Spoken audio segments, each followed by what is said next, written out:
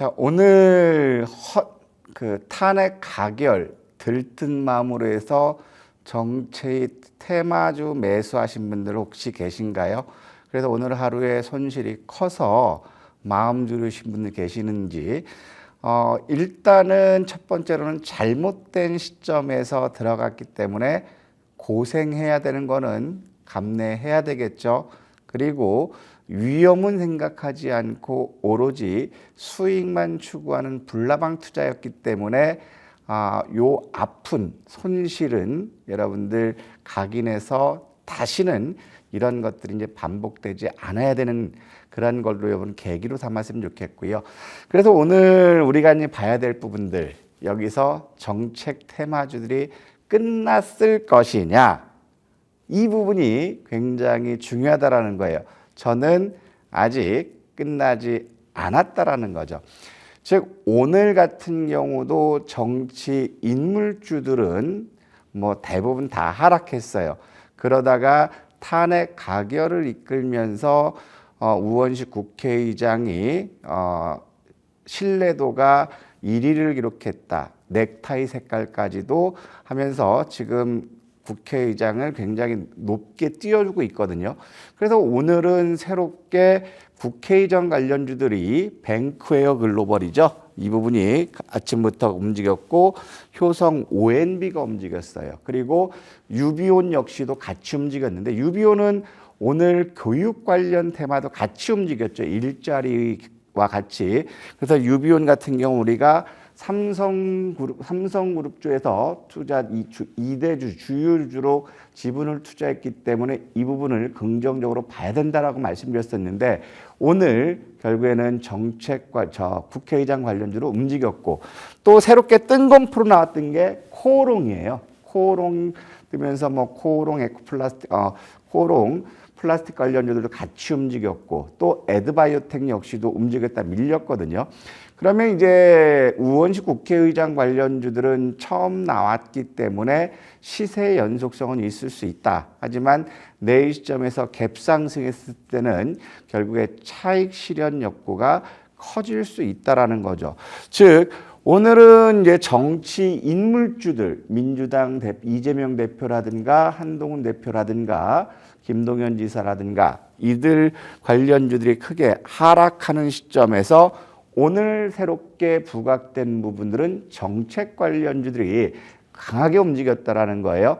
저출산이라든가 지역화폐, 전력설비, 양자 이런 것들이 움직이면서 엑스게이트라든가 유비온, 그다음 YBM넷, 호나이트 이런 것들이 같이 움직였죠.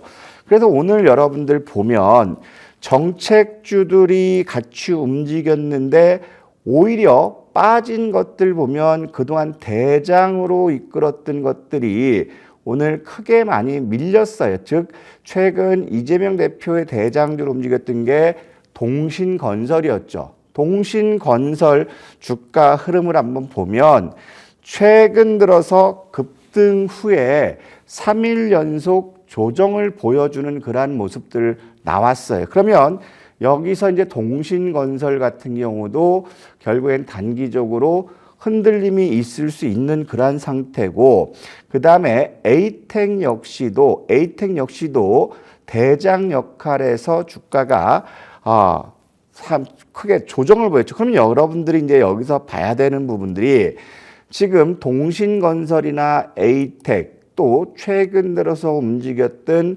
범양건영을 한번 보겠습니다. 이런 것들과 마찬가지로 지금 범양건영을 보면 같은 인물주인데도 불구하고 에이텍이라든가 동신건설에 비해서는 낙폭이 작게 나왔어요. 자, 일단은 지금 범양건영 같은 경우는 재건 이슈도 있지만 결국에는 오늘 덜 빠졌다라는 것은 이제 정책에 대한 기대감이 굉장히 높게 나왔다라는 거거든요. 지금은 인물주들로도 움직였다면 이런 것들은 이제 정책에 또다시 나왔을 때는 정책의 이슈로 묶여줄 수 있다. 그럼 지금 상황에서 민주당 이재명 대표 테마를 봤을 때 단순하게 동문이다 동양이다 했던 것들은 낙폭이 커졌지만 정책과 관련주들은 상대적으로 오늘 낙폭이 크지 않았다라는 것. 즉 여기서 보면 일자리 관련돼서도 여기서 보면은요. 정책 관련해서 보면 YBM넷이라든가 유비온 같은 경우는 우원식 국회의장도 있지만 교육 관련주에서 우리가 유비온을 집중적으로 관심 뒀던 거는 일정의 일자리 관련 정부 정책과 함께 삼성그룹이 지분을 갖고 있기 때문에 유비온 같은 경우는 기본적으로 우리가 800원대, 900원 밑에서 매수한다 하더라도 결국에 이런 이슈가 됐을 때 1210원 직전 고점은 충분히 돌파할 수 있다. 이런 말씀을 드렸어요. 그리고 또 여기서 봐야 될 것들이 지금 같은 테마라 하더라도 여러분들이 이제 살펴보셔야 될 게 뭐냐면 이런 것들을 여러분들이 한번 살펴보면 굉장히 도움이 된다라는 거예요. 자, 그러면 지금 같은 테마 주식인데 자, 12월 들어서 창구를 한번 우리가 조사해 본다면 지금 상황에서는 단순하게 동신건설 같은 경우는 학연과 관련돼서 시장에서 대장 역할을 했는데 지금 창구별로 보면은 동신건설 같은 경우는 매집 창구가 눈에 보이지 않는다라는 거죠. 15% 이상 매수 거래 대비 순 매수가 15% 이상 비춰지는 게 없다라는 거예요.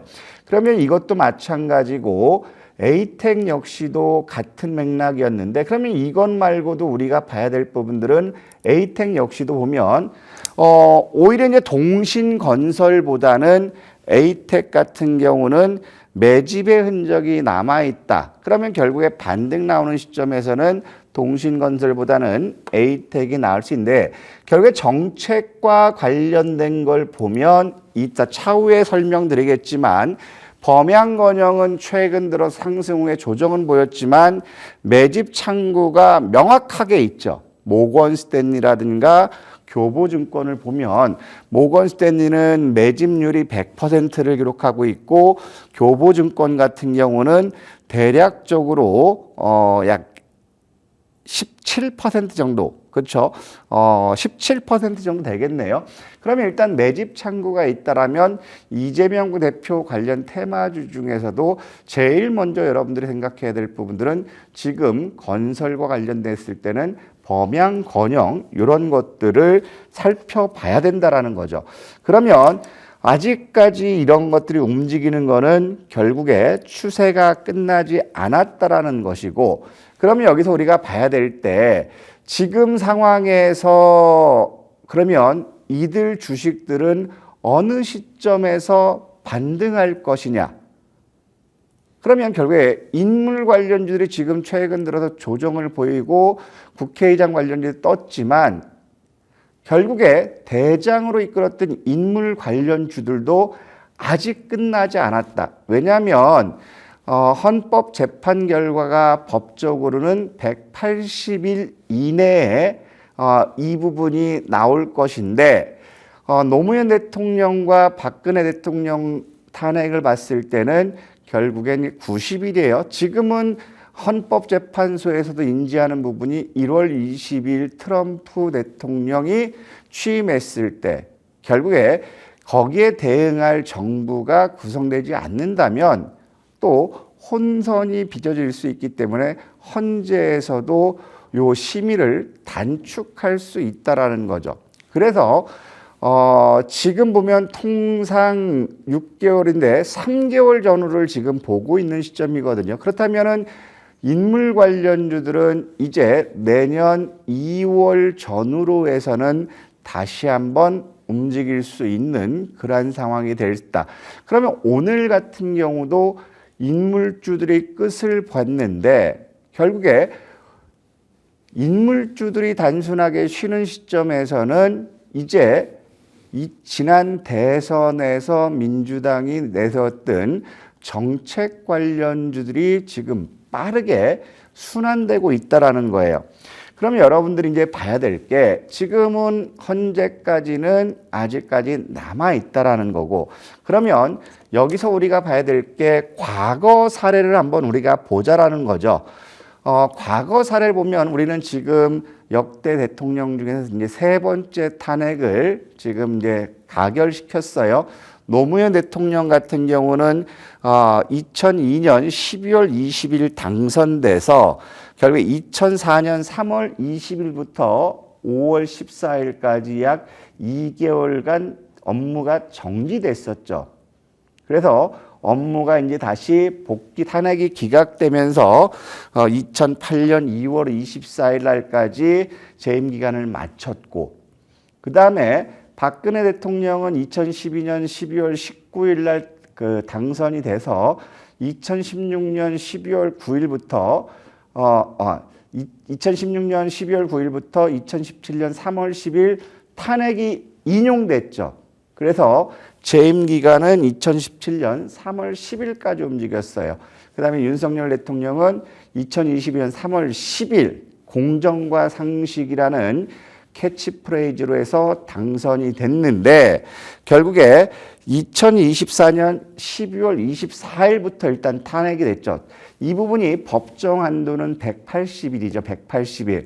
그래서 그 기간까지 있고, 그렇다면 탄핵이 기각된다면 만기 재임까지 갈 수 있는 거고, 탄핵이 인용된다면 인용되는 시점에서 임기가 마무리된다라는 거예요. 그러면 여러분들 아시는 것처럼 노무현 대통령과 박근혜 대통령 보면, 노무현 대통령 때는 뚜렷한 테마는 없었어요. 하지만 민주당 김대중 대통령의 정책들을 계승하면서 결국에 남북 경협주들이 급등하는 그러한 모습을 보여줬고, 박근혜 대통령 때는 저출산이라든가 박근혜 대통령의 동생 박진만 회장이 있는 이지가 대장주로 부각되는 그런 모습을 보였다라는 거예요. 그러면 여기서 우리가 테마주들의 주가가 어떻게 움직였는지를 보면 지금 현재 인물주들의 주가 흐름도 판단하기 쉽겠다라는 거죠. 지금 노무현 대통령 테마로 해서 남북 경협주로 해서 JST나라든가 현대건설이라든가 신원이라든가 인대프란 이런 부분들 경협주들이 움직였어요. 자, 여기서 보면 2014년 3월 12일 날 노무현 대통령이 탄핵을 냈는데 장중 14.96%까지 하락했다가 6% 하락을 마쳤거든요. 탄핵이 통과돼서 복귀까지 2달 동안 노무현 대통령 관련주로 묶였던 현대건설은 약 45%가 주가가 빠졌어요. 굉장히 많이 빠졌죠. 그러면 여기서 보면 이제 탄핵이 부결되면서 업무에 복귀됐을 때 현대건설은 자, 지금 주가가 2004년 5월 20일 날 6,000원을 바닥으로 해서 2007년 10월 11일 날 103,500원까지 1,600%가 상승했거든요. 그러면 여기서 봤을 때 여기서 노무현 대통령 재임도 있지만 이 다음에 이 MB 대통령이 시장에 돌풍을 일으키면서 건설, 우리 4대 강사업 이런 기대감도 있지만 현대건설이 부결 후에 급등하는 그런 모습을 보여줬고, 또 JST나도 마찬가지로 부결 이후에 주가가 급등하는 그런 모습을 보여줬죠. 그러면 여기서 우리가 봐야 될 부분들은 윤석열 대통령의 탄핵이 수용됐을 때 시장은 이러한 상승에 대한 기대감이 높게 작용하지 않을까. 반대로 기각됐을 때는 또다시 시장의 정치적인 리스크는 또 높아질 수 있는 그러한 가능성이 있다라는 거죠. 그럼 여러분들께서 한번 보셔야 될 거는 박근혜 대통령이 이제 당선이 확정되면서 볼게 박근혜 대통령이 그 당선 피습되면서 분위기가 굉장히 반전됐었죠. 그래서 동생 박진만 회장이 있는 이지를 보면 2022년 11월 25일부터 2023년 1월 4일까지 약 두 달 동안에 박근혜 대통령 관련 이지는 주가가 쭉 보면 23,000원에서 87,900원까지 두 달 만에 270% 가까운 상승을 보였다라는 거죠.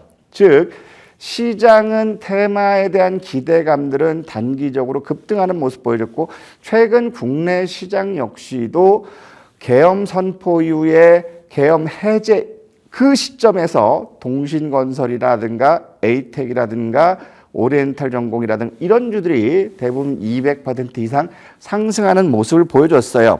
그러다가 이제 우리가 봐야 될 부분들은 이제 탄핵에 대한 것, 내 국정 개입 이런 이슈들이 불거지면서 탄핵에 대한 얘기들이 나오면서 관련주들은 쭉 빠지는 모습을 보여줬고, 결국에 12월 19일 당선이 발표됐을 때 결국에 발표되니까 아침에 상한가, 점으로 상한가 시작해서 또 22%까지 급등하면서 발표 이후에 관련주들은 단기적으로 30% 이상 급등하는 그런 양상을 보였다라는 거죠. 일단 당선 발표됐을 때.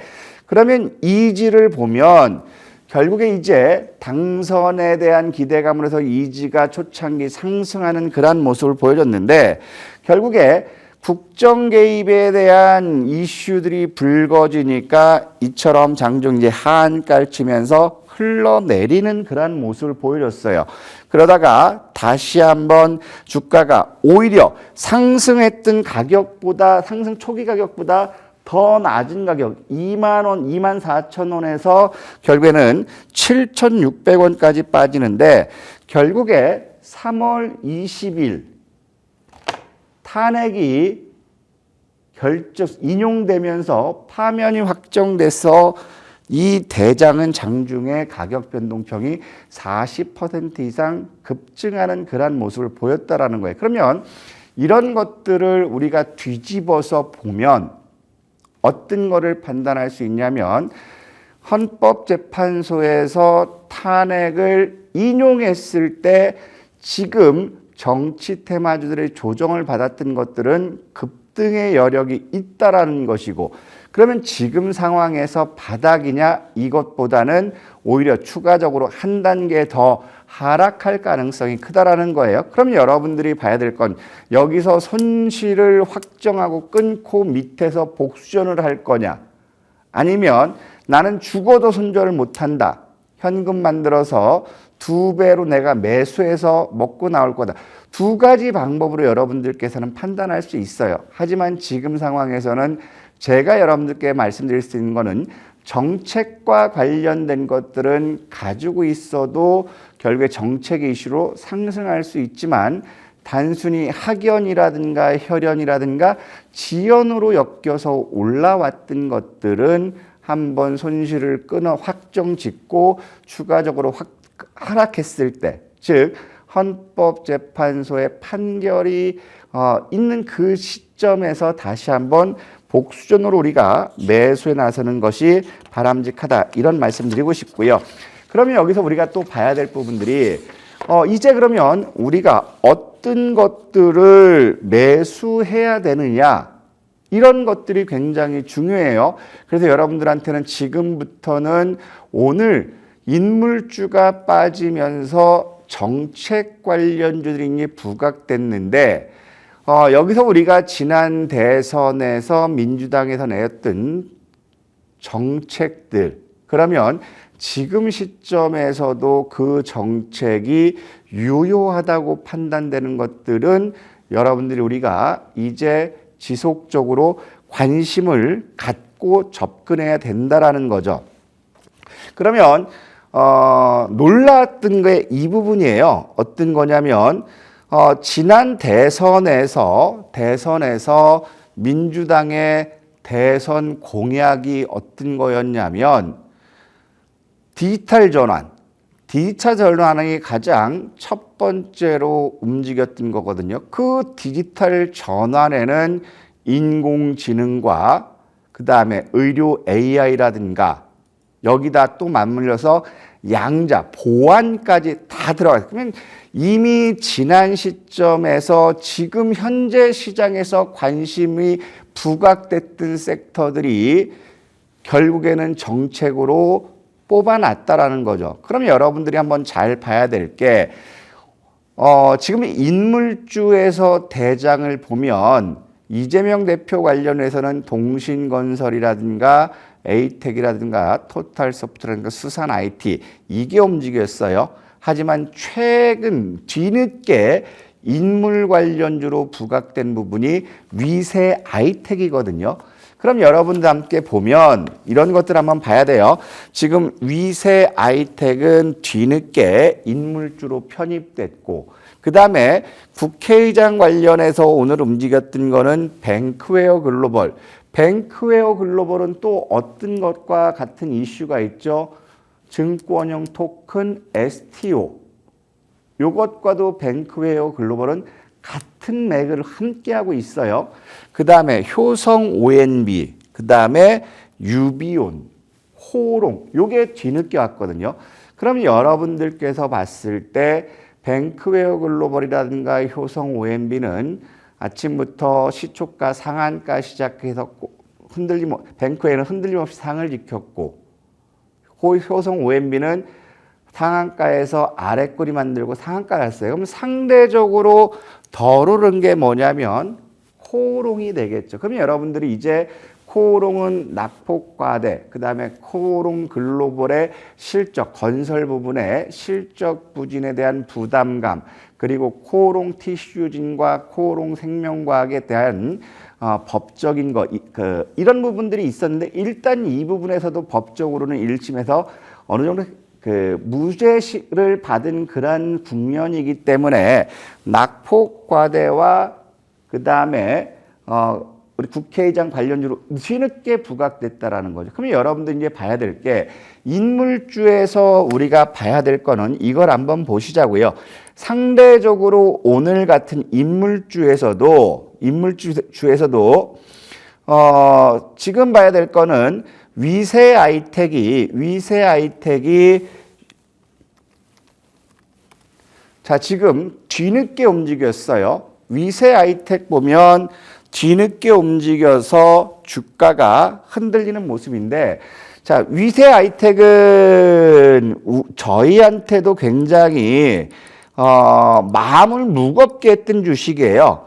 위세 아이텍 같은 경우는 우리가 매매를 치면서 수익을 잘 먹었다가 결국에 덜커덕 단타 치러 갔다가 지금 이게 6,600원대 매수를 했던 거거든요. 일단은 우리가 6,600원 매수해서 결국에는 6,300원 이탈하면 손절을 하자라고 손절 못하신 분은 굉장히 이건 마음고생이 심했던 주식이에요. 지금 보시면 위세아이텍은 잘 먹고 잘 놀다가 올 4월 달 들어갔다가 반토막까지 같이 났던 주식이에요.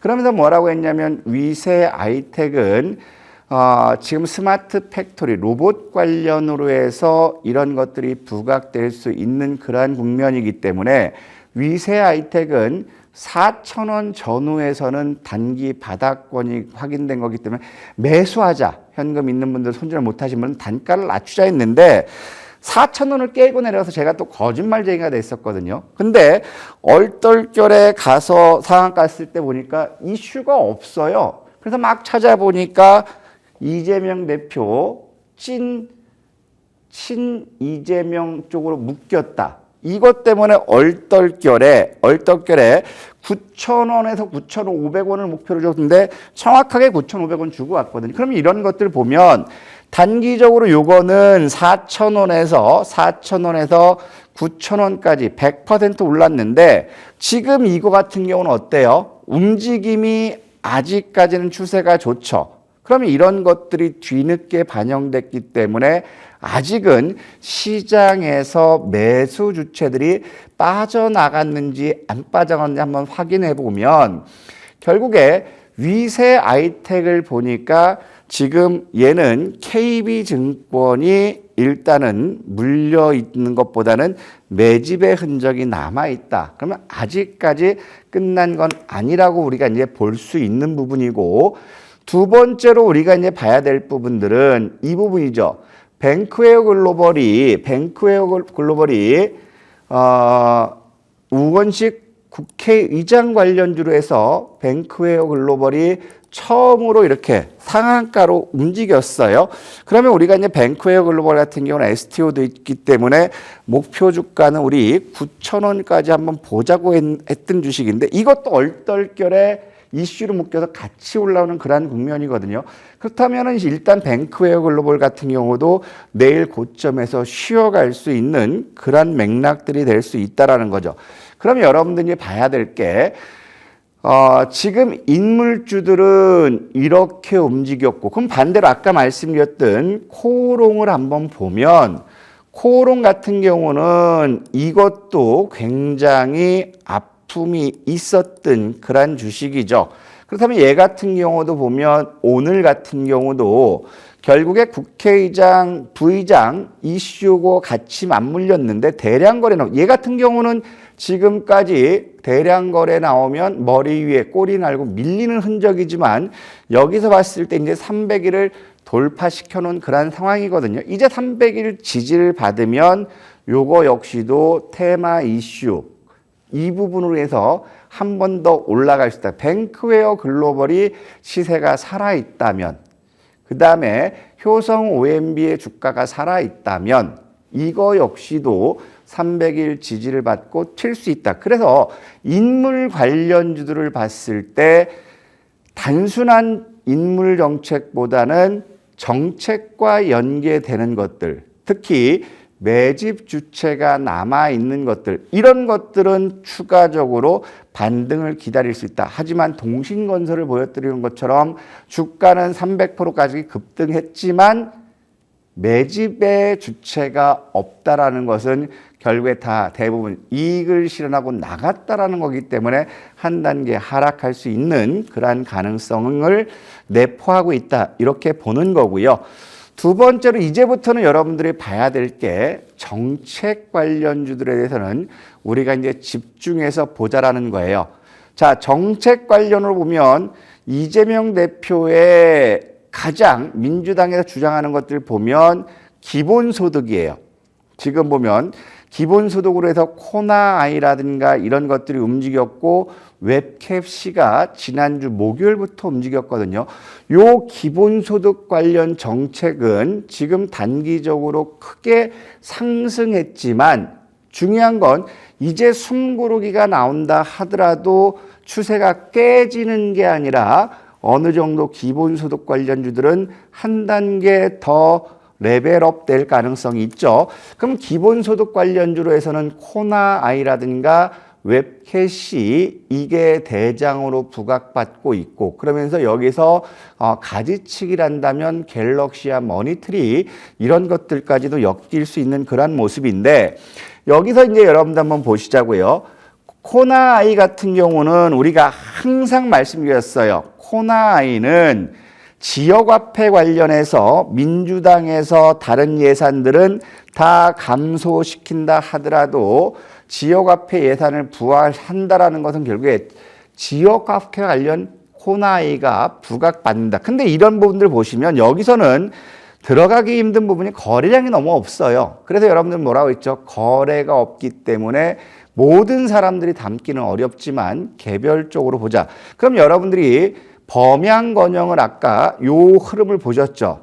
범양건영을 보면 범양건영은 정책 관련해서 이 대장으로 나오고 있죠. 지금 여기서 보면 이슈로 해서 움직였는데 바닥권들은 어느 정도 저점을 여기서 확인시켜주는 그런 모습. 여러분들이 보실 건 이걸 보시라는 거예요. 이거를 매집 주체도 있는 상태고, 그럼 여기서 보면 코나아이 역시도 상승하기 초기 시점에서는 이슈로 해서 상승했다가 조정을 보이는데 결국에 주가가 17,400원 전후에서는 바닥권을 잡아놓고 또 여기서 한 단계 튀고 있죠. 그러면 지금 얘 같은 경우도 14,000원에서 33,000원까지 움직이는 모습인데 34,000원이 뭐냐면 결국에는 직전 고점 매물대에서 매물 부담을 받는다라는 거죠. 그러면 이런 것들이 대장 역할이기 때문에 주가가 되밀린다면 얘는 이제 바닥을 확인하는 시점은 28,000원. 28,000원 여기를 깰지 안 깰지를 본다. 28,000원을 깬다면 우리가 볼 거는 24,000원에서 25,000원이면 다시 매수해야 되는 그런 자리다라고 말씀드리고 싶은 거고, 그러면 이것과 마찬가지로 지난 목요일 날 부각됐던 웹캐시도 같은 맥락이죠.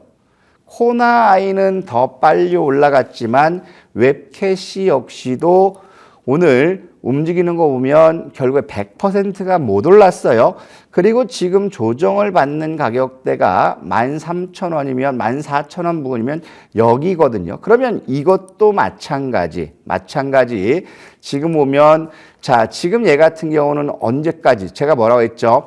300일 미만의 300일 지지받으면 반등 목표는 900일까지라고 말씀드렸어요. 그러면 이거 역시도 눌림목이 나오면 반등폭은 900일까지 볼 수 있다. 그래서 지역화폐, 정책 관련주들 이런 것들은 갈 수밖에 없는 그런 상황이라는 거고, 그 다음에 기본주택 관련해서 보면 이제 지금 대한민국 국민들은 소외감이 굉장히 커져요. 30년을 적금을 들어도 집 한 칸 만들기 어렵다. 그렇다면 민주당에서는 이런 것들을 해소하기 위해서 기본주택이라는 개념들을 도입하는데, 기본주택의 정책의 대장은 범양건영이에요. 범양건영.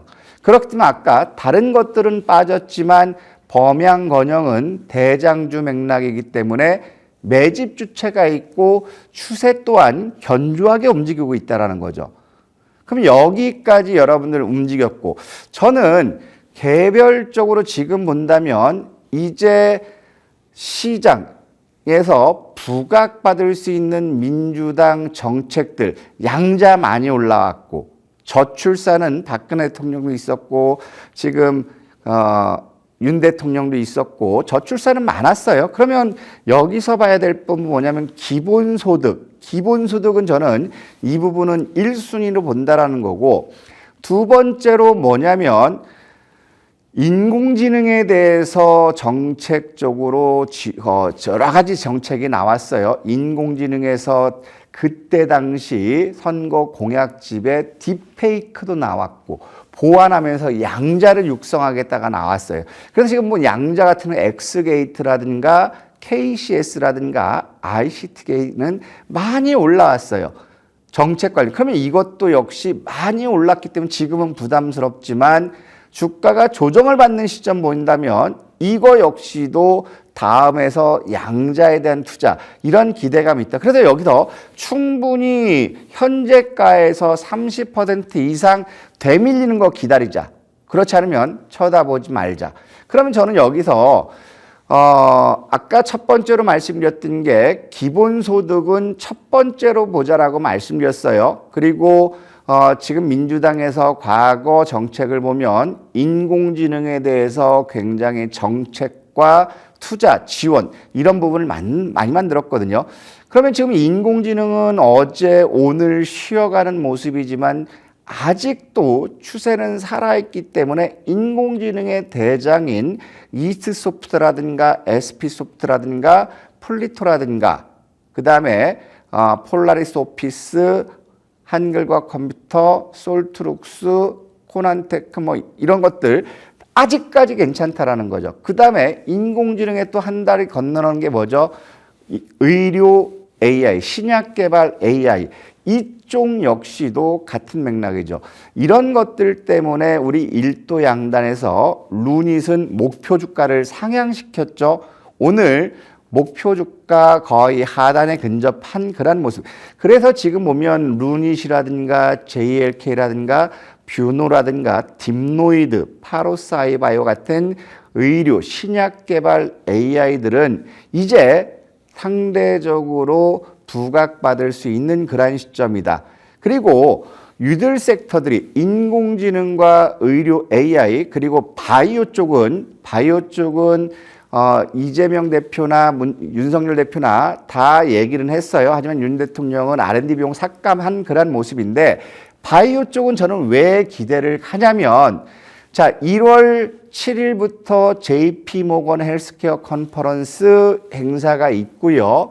두 번째로는 이번 주 목요일 날 FOMC에서 금리를 25bp 인하를 한다면 결국에 인공지능이라든가 바이오 같은 이런 기술주들에게는 되게 긍정적으로 움직일 수 있다는 거죠. 그럼 여러분들 인공지능과 기본소득, AI, 의료 쪽 기본적으로 보셔야 되겠고 바이오를 보는데 저는 이재명 대표의 공약집에서 확실히 제 각인시켰던 부분은 뭐냐면 그때 당시에 미디어 콘텐츠, K 콘텐츠, 한류에 대한 확산, 이로에서 투자를 많이 하겠다. 저는 이제 기대하는 부분들은 미디어 콘텐츠죠. 그럼 이 많은 것 중에서 첫 번째를 꼽으라면 저는 기본소득이고요. 두 번째로는 인공지능이에요. 의료 AI. 세 번째로 저는 뭘 보냐면 미디어 콘텐츠라는 거예요.